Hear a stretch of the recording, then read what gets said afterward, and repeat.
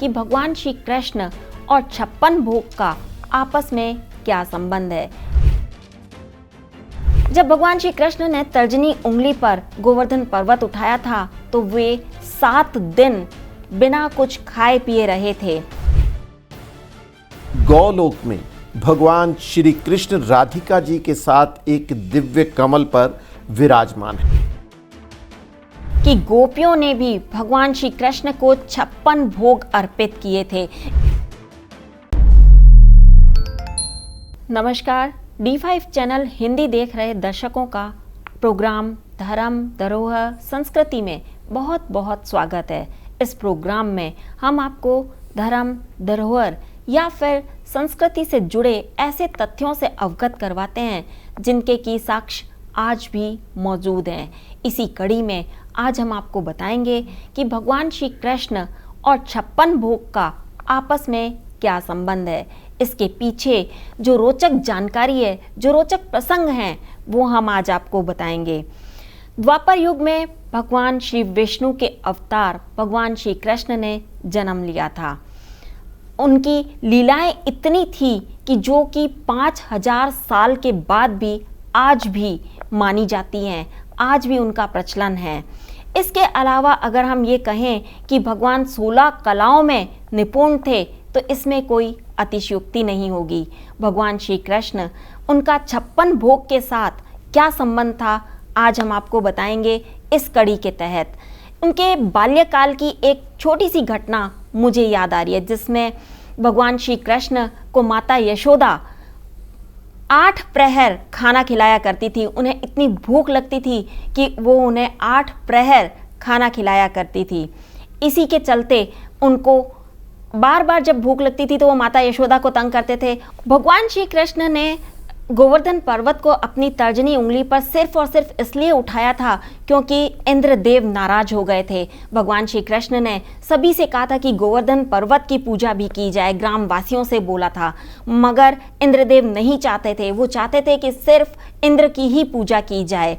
इस पर उन्होंने लगातार बरसात की और बरसात जब रुकने का नाम नहीं ले रही थी और सभी चीज़ जलमग्न होने लगी थी, उसी वक्त भगवान श्री कृष्ण ने अपनी तर्जनी उंगली पर गोवर्धन पर्वत को उठाया और ग्रामवासियों को कहा कि आप सभी इसके नीचे आ जाएं।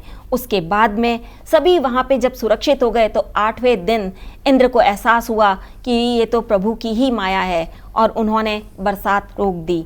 इसके बाद ही माता यशोदा ने 8 प्रहर के हिसाब से इन 7 दिनों को गणना करते हुए उन्हें 56 तरीके के व्यंजनों का भोग लगाया।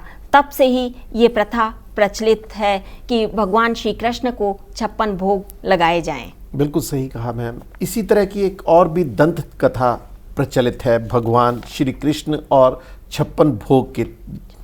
दूसरी कथा में कहा जाता है कि गौलोक में भगवान श्री कृष्ण राधिका जी के साथ एक दिव्य कमल पर विराजमान हैं।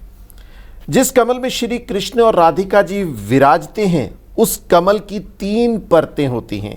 कमल की पहली परत में 8 पंखुड़ियाँ, दूसरी में 16 और तीसरी में 32। इस तरह कमल में कुल 56 परतें पूर्ण हो जाती हैं। प्रत्येक पंखुड़ी पर एक एक सखी, मध्य में भगवान श्री कृष्ण विराजमान रहते हैं। कहा जाता है जिस तरह कमल की ये 56 पंखुड़ियाँ और 56 सखियां विराजमान रहती हैं, उसी तरह से 56 भोग से भगवान श्री कृष्ण अपनी सखियों को यानी कि अपनी 56 सखियों को भी तृप्त करते हैं। इसी तरह से कहा जाता है कि गोपियों ने भी भगवान श्री कृष्ण को 56 भोग अर्पित किए थे। इसके पीछे की कथा ये है कि गोपियों ने भगवान श्री कृष्ण को कहा कि हम आपको अपने पति के रूप में स्वीकार करना चाहते हैं, मगर भगवान श्री कृष्ण उस वक्त माने नहीं।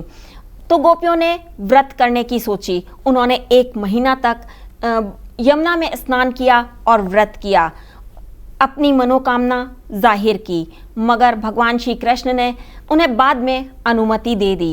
इस पर गोपियों ने उन्हें 56 भोग लगाए, क्योंकि गोपियां 56 ही थी, तो उन्होंने पूरे 56 भोग लगा करके श्री कृष्ण को भोग लगाया।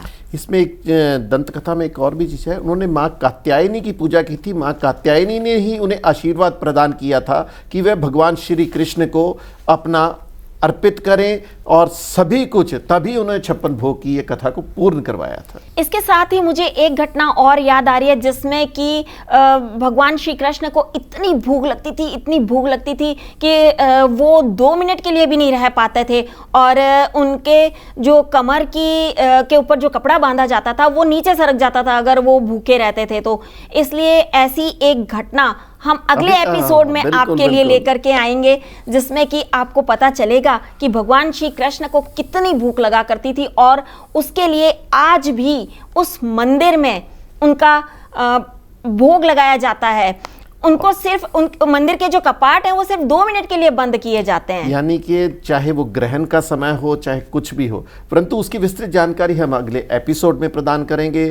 तब तक के लिए मुझे प्रदीप शाही को और मुझे वंदना को आज्ञा दीजिए। नमस्कार।